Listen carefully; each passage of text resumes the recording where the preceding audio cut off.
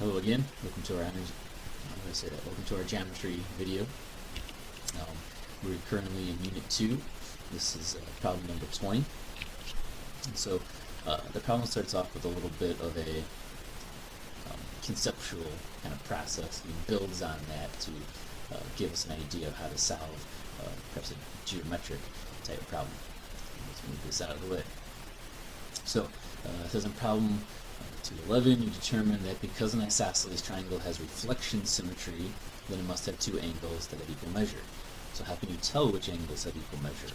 For example, in the diagram below, which angles must have equal measure? Well, let's use symmetry to put in the line of symmetry here of this isosceles triangle. And so if we were to reflect this triangle along this line of symmetry, we would notice that angle B and angle C match up.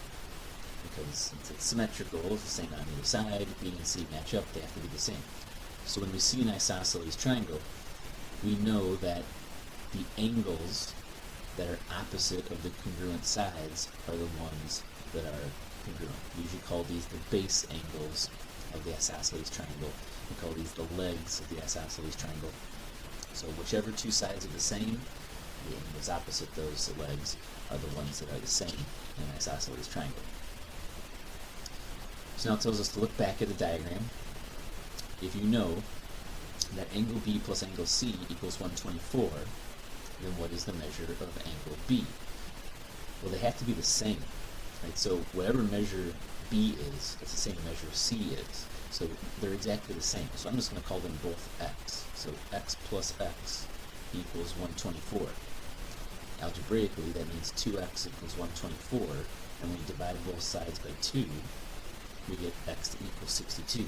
So the measure of angle B is 62, the measure of angle C is 62. It says use this idea to then find the value of x in the diagram below.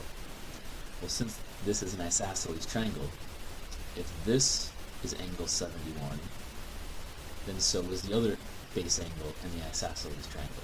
So this is also 71.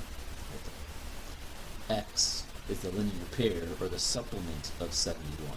So x is 180 minus 71. In other words, 109 degrees. So if we know one base angle of an isosceles triangle, we know the other base angle of the isosceles triangle.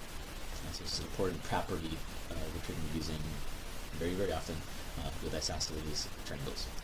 Any questions about relationships in isosceles triangles, please don't hesitate to leave a comment. Otherwise, you can subscribe, like, or share to our videos.